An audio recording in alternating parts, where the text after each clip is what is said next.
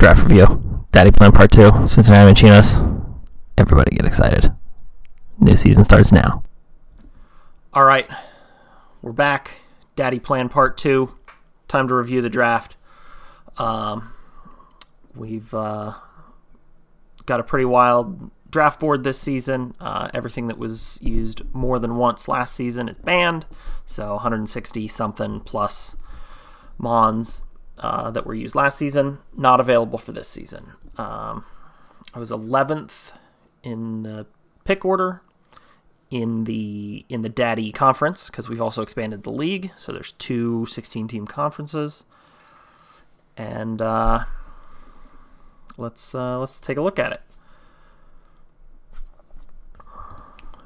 So my plan for the draft this season, I tend to jokingly refer to my drafting style as jazz,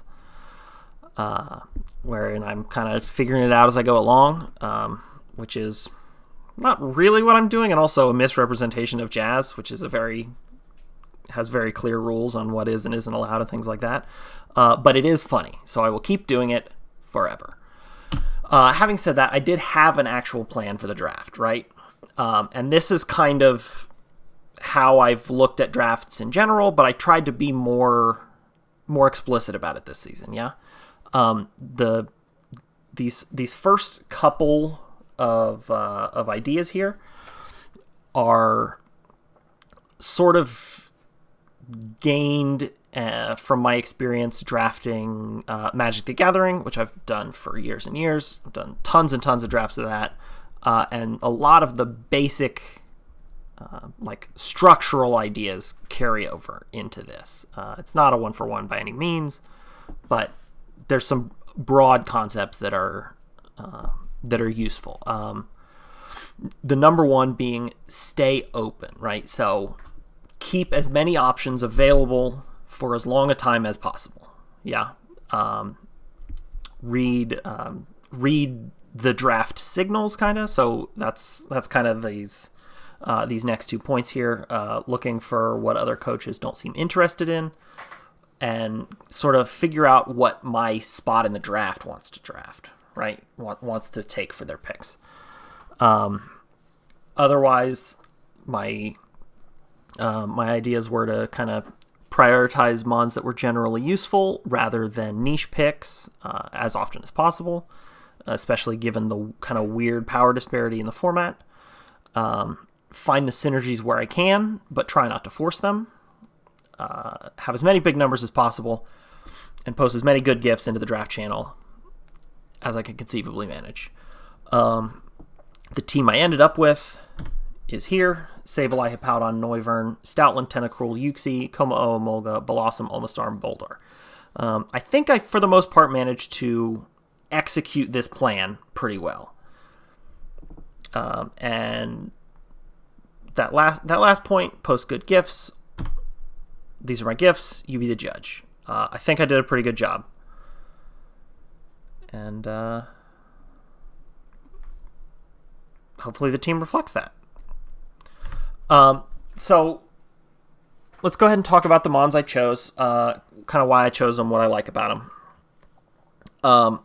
I do think that for the draft strategy I laid out, and for this draft board, Sableye is pretty close to a perfect first pick, if such a thing could exist, and I say it does. So it's Sableye. It's got, great typing, only weak to fairy, and there's no fairies. There's not literally no fairies, but there's basically no fairies. Prankster is broken. It's got amazing moves. It's got something to synergize with everything, and it makes every other Pokemon have the potential to be much better, right? Sableye's great. I love Sableye. It's one of the first Pokemon that I ever bred to have like a good competitive version of, back when I first started doing that. It's just a little guy. He's a great little weirdo, and I love him. Can't wait to use Sableye. I have used Sableye before. I liked it then. I expect I will like it again. Second pick, I wanted to find something powerful, right? Just boom, you have to deal with this, right? There was not a lot of weather on this board, right? You had Politoed, you had the Hippos, you had Ninetail, and you had the Ninetailses, right? Well, not regular Ninetails, but you had Alola Ninetails, and then you had both Vulpixes. So there's not a lot of weather out there. I've always liked sand, partly because I'm a big fan of Tyranitar, but also I just like sand generally. Hippo's got a lot of good coverage moves. He's got the Fangs for some nice little unexpected type coverage. Big numbers here, right? 108, 112, 118. And this is kind of going to be a theme. I'm trying to get 3-digit numbers as often as possible, right? 100 and higher is nice. I also didn't think Hippowdon was likely to last super long. I kind of had the benefit of the Daddy draft being slower than the other conference, than Baby Conference, and so I could kind of gauge a little bit where people were valuing, in a general sense, certain Mons. Hippowdon went, I think, in round 4 of the Baby draft, and it was pointed out that, wow, that was very late. Surprised it went that late, and I was like, it's not going that late this time. It's good. I'll take it. We'll make something happen. I also knew there's several different sand abusers I could take, and so there would be enough that I could kind of grab one in a little bit once I have Hippowdon early. Moving on to my third pick, went with Neuvern, which this has kind of been discussed in everybody's draft reviews, and it's because it's true. There's not a lot of fairies on the board, and there's not a lot of steals on the board, right? So immunities to dragon is low, resistances to dragon is low, so get your dragons while they're there. Neuvern's great. It's the fastest Tailwind on the draft board, with the exception of ability boosted Tailwinds, so Galewind and Unburden specifically. Another big number, right? 123 speed, very fast. 97, essentially 100. That's another good, nice big number. The 4 times ice weakness is a little rough. We'll talk about that later. I have some good information that makes it not as terrible.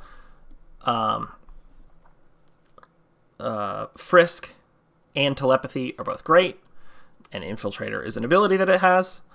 Got a little bit of Boom Burst nonsense potentially happening, right? Sableye is immune to it. Coma-O is immune to it with Soundproof. Omastar has a big Spadef, and Rock resists it. So let's start throwing out Boom Bursts and see who can handle it, right? Moving on. My good pup, Stoutland. Has crazy type coverage, yeah? Dark, Normal, Fire, Ice, Steel, Fairy, Psychic, Ground, Fighting, Electric, and Rock. The Rock move is Rock Tomb, which is not terrible, but not the best, but still. It's usable. And nice if I'm sand rushing, then I can, drop a speed. Whatever's next to me can go next. Bang, bang. I've already won the game. It's got a very weak surf, and I have a couple of water weak mons, so maybe a weakness policy might be in my future. It's got some good support moves in Baby Doll Eyes, Yawn, things like that. Thunder Wave, I believe. 3 great abilities, right? Scrappy, Intimidate, and Sand Rush. Excellent. We've got, again, another Mon with 3 digits. 110 attack is pretty great. This is a more physically oriented draft board in general, so having higher defenses is going to be more useful. Like defense specifically is going to be more useful, and we'll take a look at some summary stuff towards the end. And I did manage to do that, but a lot of my power in these first four is coming from high attack stats, and a lot of the power on the board in general is in high attack stats. Fifth pick, I went with Tentacruel, another returning member to the Cincinnati Minchinos. It's not as versatile as some of the water types out there, but it's pretty good at what it does, right? Water, poison, ice, grass, fairy is basically the 5 special attacking types it gets, which hits every single Pokemon except Shedinja for neutral or better, which is nice. So I can generally have 2 moves or 3 moves that hit everybody. I got room for protect, maybe maybe an acid armor or something. Who knows? Icy wind, a little bit of speed control there. 100 base speed is surprising. Tentacruel doesn't seem like it should be that fast. It kind of just never has to me. And I'm always surprised at how nice that speed is. I have some good supports that Tentacruel likes having next to it. And I think for 7 points, I'd take Tentacruel every time. Tentacruel's great. It's a nice got a couple more nice big numbers in that SPDEF and the speed. And attack and special attack being so close, maybe Tentacruel gets good physical moves? I don't know. We'll see. Prepare for the physical Tentacruel. Anyway, moving on. Another returning member, little Wannabe Mew, with more big numbers, right? 130 defense, 130 special defense. Big beefy boy. This is more or less my main Trick Room plan. Is either set it or imprison it. Our teams are not generally going to bring Pokemon for Yuxi specifically, too much with it being my only Ghost and Dark weakness, right? That is often a type that can just be grabbed as an extra move because a team has, 2 Psychic types and a Ghost type or something like that, so you put your Dark type attack on there and you just get a little extra value out of it. That is not as much a thing on my team, and as a result, that's less likely to come against me, which makes Yuxi just even a little bit better. It's got Ally Switch. Ally Switch is good. All victories taste the same, so it doesn't matter how I win. If I win via Ally Switch, that one counts as a win also. Let's see. Next, we get into the find the synergies as you go along part of the draft plan. We've got this big chunky dragon here. My second dragon in Komo-O. Got this little acronym here. IDBP GG easy no re. Iron Defense Body Press. Good game. Easy. No rematch. It's got a pretty rough fairy weakness, but there's not a lot of fairies. I was surprised actually at how good its support stuff is, right? Coaching, Safeguard, Rock Tomb, Scary Face, Screech, and Noble Roar, which is, it's attack and special attack debuff. It's like Parting Shot without the switch out, but it hits both people. So it's got 3 solid utility abilities that are each, very good when they're good, and, there's always something else to use when they're not good, right? So maybe I bring Bulletproof once against the I don't know, against a Moonblast or something like that. But generally, it's going to be Soundproof or Overcoat is the other one, which is nice. With my sand mode, don't have to worry about the sand on Kommo-o. And we got a lot more big numbers, right? It could be physical, it could be special. You can run body press and win. I can run both, right? I can run like a body press and special set, or run workup and boost both, and then have like a close combat and Draco Meteor set or something like that, right? So Kommo-o is great. He's got fun little scale armor. He's gonna get KOs. Get excited, I am. Next pick, we've got Mulga, which I think is great value at 4 points. 103 speed Electroweb is the 4th fastest Electroweb on the draft board. Motor Drive to protect my water types, Tentacruel and Amistar, which we haven't talked about yet.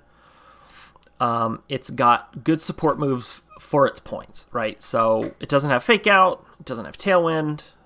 Those are things that you would love for your fast supports to have, but then you're paying 9 or 10 points for them. At 4, it's got Electroweb, it's got Eerie Impulse and Charm, which are both just sweet to have together.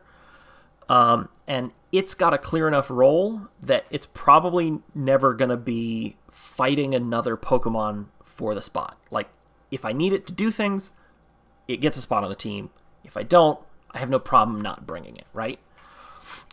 This is also another mon I've drafted before. This was on my first draft team, Season 1. It never came, and I traded it away 3 weeks in or 4 weeks in or whatever for Volibee. I think it's better on this draft board, and also I think I didn't use it that great. I mean, I didn't use it at all, but I think I probably could have in Season 1, and this is another chance for me to utilize it better. And look at that, another number above 100. 3 digits every time, except on Sableye. But Sableye's broken, so who cares? Towards the end of the draft, I was like, I got Sableye. It's got Rain Dance and Sunny Day. I've secretly drafted Braff's team from last season, and I spent way less mons and way fewer points to do it. So I grabbed a Chlorophyll Sleep Powder user, right? It's got pretty great bulk. It's got Quiver Dance and Swords Dance, so I can go special or physical if I want to bring it. Sleep Powder is great. 70% of the time it wins the game. And I've got Telepathy on my Neuvern, so maybe I run Teeter Dance Telepathy and just confuse everybody and just hacks them to death, right? Teeter Dance, Sleep Powder, Quash, Boomburst. You got a stew going now. Also, Strength Sap is great, and not very many mons get it. The draft board is physically biased, like I was talking about before. So I think Strength Sap is gonna do a lot of work for me. The other portion of my my cheap weather team, Amistar gets gets the Swift Swim. Obviously, it's not the fastest Swift Swimmer at 55, but 55 is doubled. Is 110 is pretty fast. That's pretty great. It gets Icy Wind. It gets Shell Smash. So fear that. It also likes the sand, right? It's a rock type. We can patch up that middling to poor Spadef, and all of a sudden it's like impossible to kill. It doesn't get Power Gem, which is kind of a bummer. That would be nice to have on a special attacking rock type, but it does get Meteor Beam, and Meteor Beam is very good. Also, when I pick Amistar, all of a sudden, this is my highest special attacker, right? Also got the double water largely for the ice resistances. I do have some ice issues, particularly with my 2 dragons, and having a second water type there helps. And then my final pick, Buldor for 2 points. 2 points. I think it could have been 1 or 2 more points than that, and it would have been fine, but I'll take it at 2. Another Mon with big numbers, right? 105 attack, 105 defense. Excellent. Excuse me. It's an Eviolite that is an Eviolite Mon that is usable, that isn't a ton of points, right? It's not Porygon 2, it's not Togepi. Its defense is ridiculous after Eviolite. On this draft board, there's Shuckle, which nobody picked. There's Avalugg, which nobody picked. There's Aggron and Cloyster tied. Aggron got picked. I think Cloyster got picked in the other conference, but not ours. But regardless. And then Buldor with an Eviolite is the next biggest thing, right? It's got Sturdy, which is cool. It's got Sand Force, which is really the reason I picked it, right? Earthquakes, Heavy Slams, Stone Edges get beefier. And Rock type in the sand plus Eviolite, that rough special defense of 40 is not nearly as rough now. It gets Iron Defense Body Press, which is awesome, and again, has an incredibly high defense stat, and it gets Wide Guard, which I expect there will be a lot of spread moves. Dazzling Gleam for coverage is probably going to come against me a lot, and so having Wide Guard there to stop it is going to be excellent. And 20 base speed is crazy slow, right? There's not a lot of slower Mons on the board. There's like Munchlax, whatever. But yeah, 20 base speed is super slow, and Buldor is usable in this format, I think. I suspect it'll come a couple times. Wide Guard and die. Maybe it gets a Stone Edge KO or 2 in the sand. Who knows? But I spent 2 points on it, and that's great. So let's talk about some synergies that I've got here. We've got the double dragons, right? That are just going to do Boom Burst. Not just going to do Boom Burst, but they're going to do Boom Burst. Boom Burst Telepathy and Boom Burst Soundproof means I can Boom Burst with both of them, and only my opponents get hurt, which is awesome.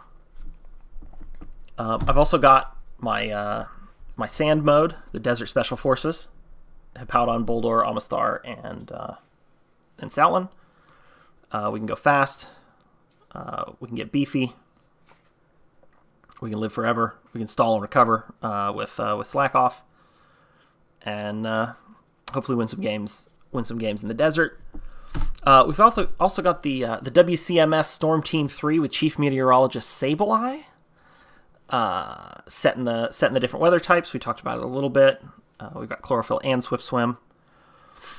And then let's look at the whole team kind of all at once here. A few things I want to point out, and then we'll kind of move on to the end of the video here. But these speeds, I've got a huge breadth of speed, right? 123, one of the fastest Mons on the board. 20, one of the slowest Mons on the board. And not a ton of speed clumping. I've got a little bit of speed clumping in this 80-85 bit here, which is, it's fine because, like, you know, Stoutland's actually twice as fast some of the time, and I've got a little bit in this 50 range, but like Prankster means I'm going first regardless. These two Mons both have speed changing mechanic abilities, and so there's actually a very even spread, I would say, overall in terms of where the speeds are in my team, which means people are going to have to kind of pick and choose what they care about outspeeding and what they care about, you know, just letting outspeed them. The type chart here, we've got a couple of 4x weaknesses, which is kind of rough. The grass one I'm not too worried about. There's not a ton of good grass Mons. and I've got a lot of grass resistances. The Ice and Fairy I'm a little more worried about, but I've got some good news on that front, right? So there are 3 ice types in my division. Mamoswine, Jinx, Glalie. They're all fine. Mamoswine, I would say Mamoswine and Jinx are good. Jinx is not necessarily good because it's an ice type. It's good because it gets Fake Out. But, so there's not a ton of ice types I need to worry about, right? Ice Beam, I am going to have to be worried about, but I can play around that a little better, right? Also, there are 5 total fairies in my division, and only 2.5 of them are good at being fairies, right? At like capitalizing on this 4 times and these other 2 times weaknesses here. So I've got Alchemy, Mimikyu, Ribombee, Wigglytuff, and Morlul are the 5 in the division. Morlul you're not bringing for offensive pressure. Wigglytuff dies to everything and is slow, and I'm not worried about it, even though it's got a crazy high HP stat, because it's just bad. Wigglytuff is bad. Ribombee is the one that I said is a half. It's fine, but it's not always going to be great, right? And if I can outspeed it with some weather or something like that, then I'm even less worried about it. The 2 I am worried about is Alchemy and Mimikyu. So we're going to have to find some ways to play around that. Throw out some Sludge Bombs here and there from Tentacruel, perhaps. Maybe Eerie Impulse or Charm them with a Mulga. Put them to sleep with Blossom. Quash them with Sableye. There are ways to deal with it. And then the third thing I want to point out here is my defensive stats. I've got my team average and the division average. I am more or less average. Like, my average is average in the non-defensive stats, right? I mean, it is literally the same here. It is essentially the same here and here. And it's just barely slower here. But my defenses are much higher than the average. And particularly on the physical side, which is where a lot of the power is on this draft board. So having such high defenses, people are going to have to, work harder to punch holes through them, which is going to give me more time to deal with their Pokemon. Other than that, I think the team is fun. I am excited to use it. I don't know if it's the best team I've ever drafted, but it is a pretty good, solid team with a lot of interesting stuff going on. And I'm excited to give some Mons a second chance. I'm excited to use some Mons I never have. Buldor, Blossom, Hippowdon, Amistar, Stoutland, particularly. I'm very excited for Double Dragons. We'll see how the season goes. We've got this little guy here. His name is Sableye, and he's the perfect first pick. So pick Sableye on your team. Just do it. Sableye's great. Bye.